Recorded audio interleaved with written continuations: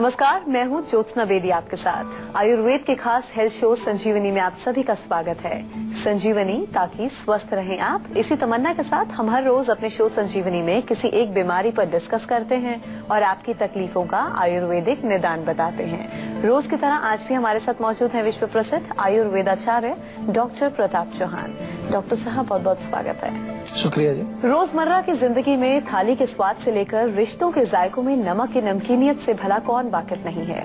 एक और जहां जरा सा ज्यादा नमक किसी भी भोजन के स्वाद को बिगाड़ देता है, वहीं दूसरी ओर नमक जरा सा कम हुआ नहीं कि मुंह का स्वाद बिगड़ जाता है। आज संजीवनी में हम बात करने जा रहे हैं किस बीमारी के लिए कौन सा नमक फायदेमंद है और ज्यादा नमक के सेवन से किन बीमारियों के शिकार आप हो सकते हैं। और इसके साथ ही संजीवनी टिप्स में हम जानेंगे जेस्टेशनल डायबिटीज में आप क्या क्या करें। लेकिन उससे पहले जान लेते हैं कैसे अलग अलग तरह के नमक हमारी सेहत पर क्या असर डालते हैं।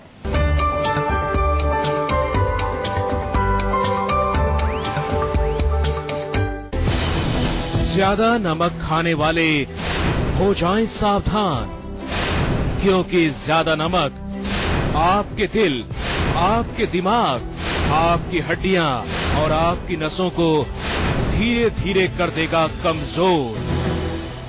चलिए अब चर्चा की शुरुआत करते हैं। डॉक्टर साहब, सबसे पहले संजीवनी के दर्शकों को आप यही बताइए कि जो नमक है वो हमारे शरीर में क्या रोल प्ले करता है।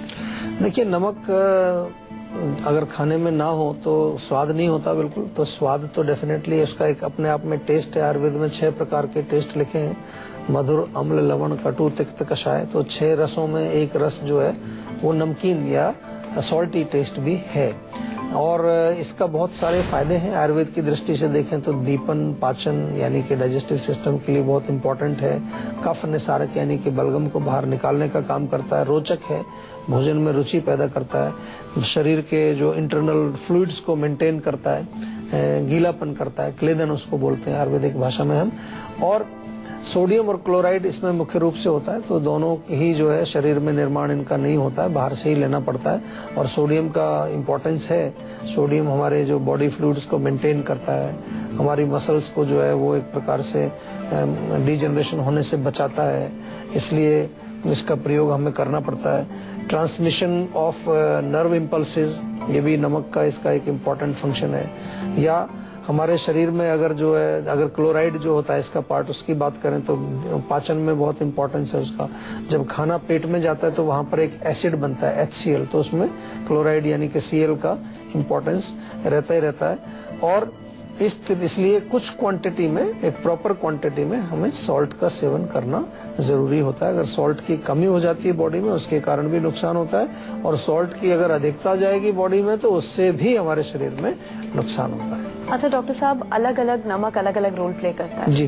सी सॉल्ट हो गया, ब्लैक सॉल्ट हो गया, टेबल सॉल्ट हो गया, क्या क्या असर है, अलग अलग क्या असर डालते हैं, क्या फायदे क्या नुकसान। आयुर्वेद में अगर देखें तो डेफिनेटली बहुत पहले से इसका जिक्र है। 5 प्रकार के नमक आयुर्वेद में लिखे हैं। सेंधा नमक, जो कि आजकल देखते हैं आपसे, जो जिसको कि पाकिस्तानी लाहौरी नमक भी बोलते हैं। स्वारचल नमक एक है जिसको काला नमक कहते हैं। विड नमक एक लिखा है, उसको भी इससे type of also black salt. उसके बाद जो है हमारे यहाँ पर लिखा है जो आजकल का जो कॉमन सॉल्ट, जिसको समुद्र नमक बोलते हैं। और एक सांभर नमक होता है, एक स्पेशल टाइप का, एक अर्थ, जैसे बिल्कुल अपना अर्थ कलर का एक नमक आता है। तो अलग अलग टाइप के जो नमक हैं उनके गुण लिखे हैं आयुर्वेद में, और उनका प्रयोग औषधियों में भी लिखा है। बल्कि कई बार उनका कॉम्बिनेशन बना करके, एक दो का कॉम्बिनेशन बना करके या 3 का कॉम्बिनेशन बना करके ऐसी स्पेशल औषधियां बनाई जाती हैं। या कभी कभार जैसे किसी पर्टिकुलर उसमें प्रोसेसिंग करके एक विशेष नमक,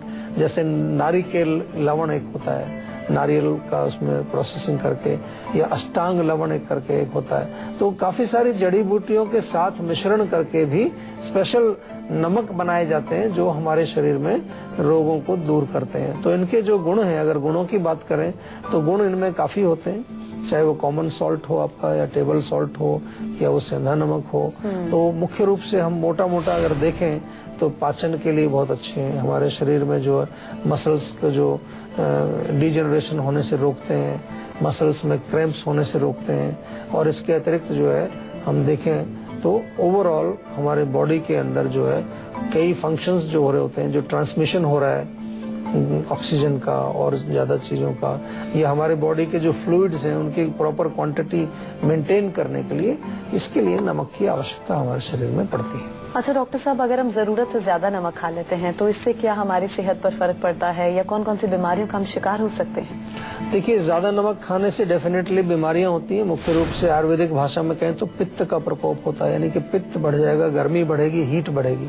हीट बढ़ने से स्किन के रोग जितने भी होते हैं, एक्जिमा है, सोराइसिस है, खारिश खुजली है, ये सारे रोग हो सकते हैं। हाइपर एसिडिटी आपने एक रोग सुना है जिससे कि जलन होती है पेट में। और ज्यादा नमक जो है ब्लड प्रेशर को भी करता है, बढ़ाता है। आपने देखा होगा कुछ लोग जो ब्लड प्रेशर वाले होते हैं तो डॉक्टर उनको बिल्कुल मना करते हैं। या किडनी के ऊपर भी इसका असर पड़ता है। किडनी का रोग है आपको, लिवर का कोई रोग है तो उसमें नमक आपका बंद कर दिया जाता है या बिल्कुल बहुत मिनिमाइज कर दिया जाता है, क्योंकि इसके प्रभाव से इन विशेष ऑर्गन्स पर विशेष फर्क इसका पड़ता है। इसके अतिरिक्त जो है हमारी जो बोन्स हैं, विशेष रूप से अगर ज्यादा नमक खाएंगे तो जैसे कहते हैं कि हड्डियों को गलाता है नमक जो, तो आपकी हड्डियां कमजोर हो जाएंगी, दांत भी आपके जल्दी से हिलने लगेंगे, हेयर फॉल आपको होने लगेगा।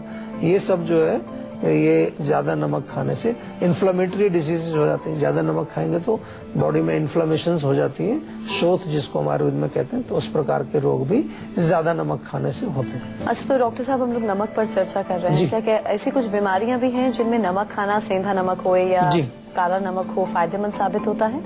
हाँ, काफी सारी बीमारियां हैं। काला नमक तो डेफिनेटली, अगर आपको जो जैसे कि पाचन का प्रॉब्लम है, पाचन का, अच्छा, काला नमक के लिए, काला नमक जब पेट में गैस बनती है, भारीपन होता है, कब्ज रहती है, तो काला नमक बहुत अच्छा काम करता है। काला नमक आप किसी भी चीज में डाल के सेवन कर सकते हैं, या थोड़ा सा काला नमक और चुटकी भर भुना हुआ हींग मिला करके उसमें लें तो that will be very useful. काला नमक जो है एनीमिया में भी काम करता है। जिन लोगों को खून की कमी है, कुछ उसमें आयरन की मात्रा होती है, और ओबेसिटी हो आपको या स्किन डिजीजेज हो, उसमें भी काला नमक फायदा करता है। सेंधा नमक की बात करें अगर, तो सेंधा नमक गले के लिए बहुत अच्छा है। सेंधा नमक में आप जो है थोड़ा गर्म पानी में मिला करके गरारे करें तो बहुत फायदा करेगा। पेट में कीड़े यदि हैं तो सेंधा नमक में नींबू का रस मिला करके सेवन करें, उससे भी आपको फायदा मिलेगा। ऑफ कोर्स हमारी बॉडी में अगर मसल क्रैम्प्स होते हैं, कई बार जो लोग कहते हैं जी मसल्स में बहुत ज्यादा क्रैम्प्स आते हैं, अकड़ जाती हैं मसल्स, उसके लिए भी सेंधा नमक का सेवन करना जरूरी है। इसलिए आपने देखा होगा कि व्रत जब लोग रखते हैं तो उसमें सेंधा नमक खाने को बोलते हैं, क्योंकि भूखे पेट रहने से कमजोरी जब शरीर में आती है तो उसकी वजह से भी कई बार बॉडी में क्रैम्प्स आ जाते हैं। इसलिए सॉल्ट की मात्रा वहाँ पर बरकरार रहे, तो इसलिए एक नियम बना दिया है कि सेंधा नमक का सेवन करना चाहिए। ऑफ कोर्स जो नमक है हमारे शरीर में वो हमारे पाचन संस्थान के लिए बहुत अच्छा काम करते हैं। दीपन, पाचन, अनुलोमन, ये जो फंक्शंस आयुर्वेद में लिखे हैं वो आयुर्वेद के माध्यम से, नमक के माध्यम से हमारे शरीर में ये सारे संचालित होते हैं, सारे कार्य। दिल्ली से राहुल भी जुड़े हैं। जी राहुल, आप पूछ सकते हैं, क्या पूछना चाहते हैं?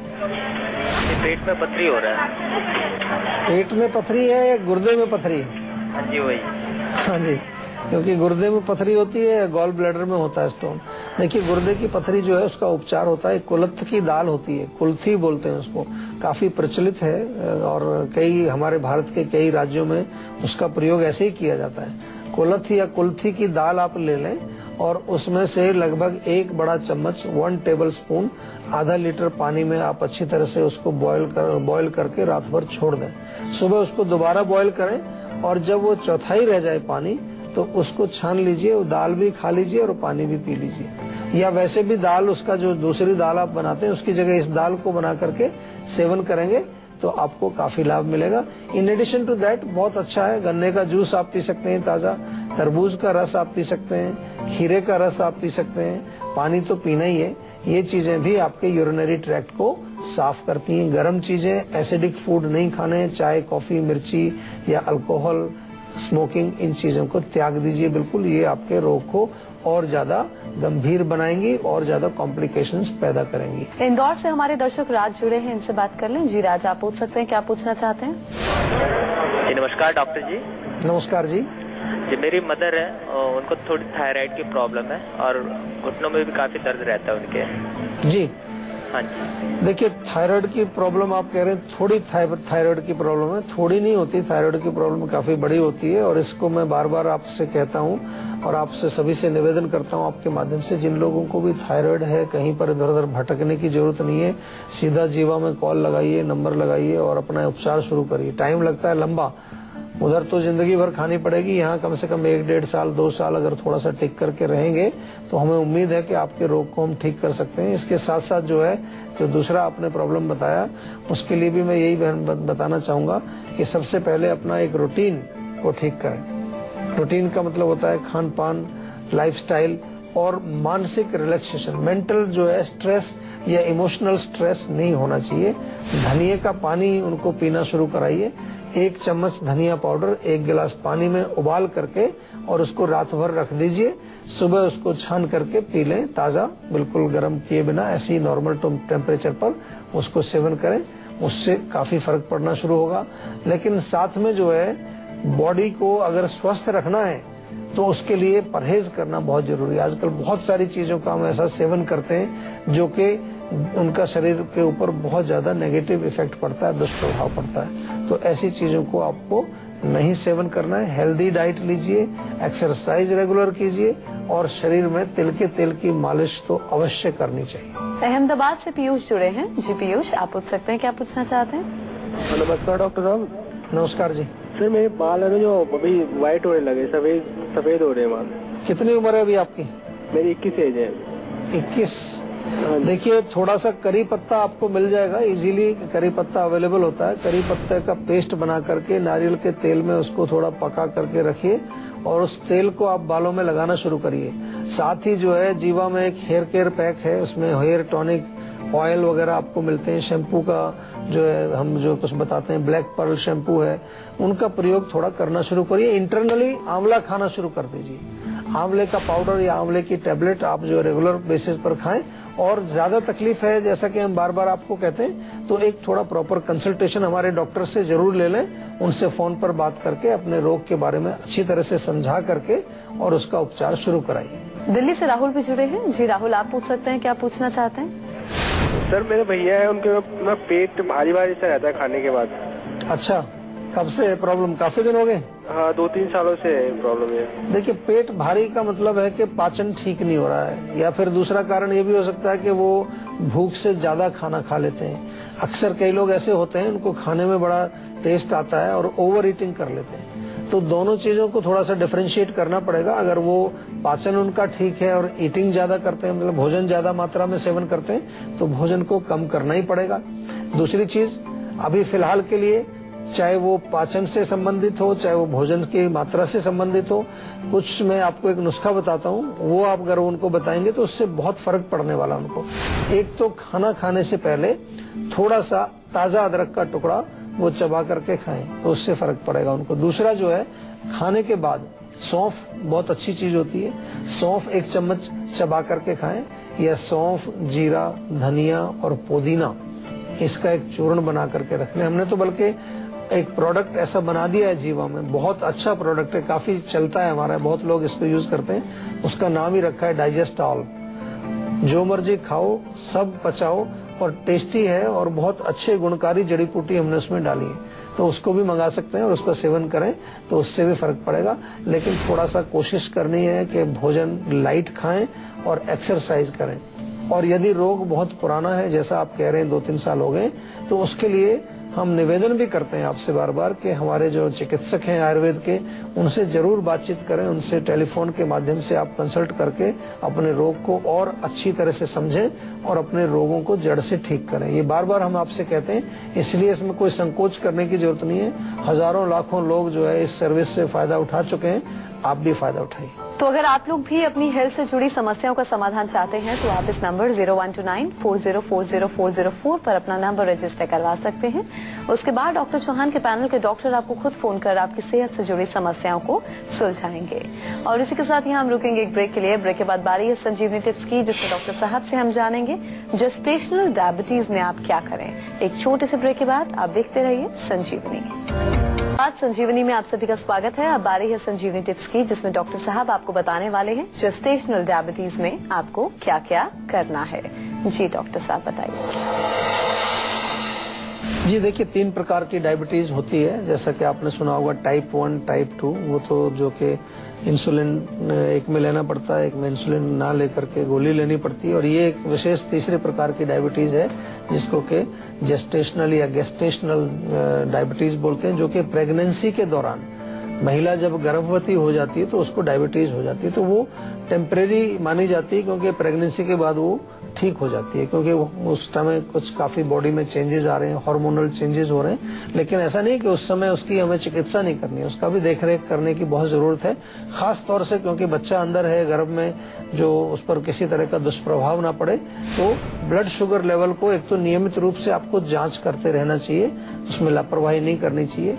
अपनी डाइट का विशेष ध्यान रखना है, क्योंकि कभी कभार खाली पेट रह जाएंगे तो उससे बहुत तकलीफ आपकी बढ़ जाती है। जो इसमें उपचार जो कर सकते हैं, करेला अगर मिलता है आपको ताजा, तो करेले का जूस लगभग 30 से 40 मिलीलीटर एवरी डे रोज सुबह खाली पेट लेने से काफी लाभ मिलता है। या मेथी दाना है, उसको 1 चम्मच 1 गिलास पानी में रात को भिगोइए, सुबह अच्छी तरह से बॉईल कर लीजिए, और बॉईल करने के बाद वो पानी आपको पीना है, गरम गरम गुनगुना पानी वो पिए, उससे भी बहुत लाभ होता है। हमारे यहाँ एक आयुर्वेद में गुड़मार बूटी होती है, हमारे यहाँ जीवा में भी मिल जाएगी आपको इजीली। गुड़मार जो है वो आप आधा चम्मच सुबह, आधा चम्मच शाम को उसका सेवन कर सकते हैं।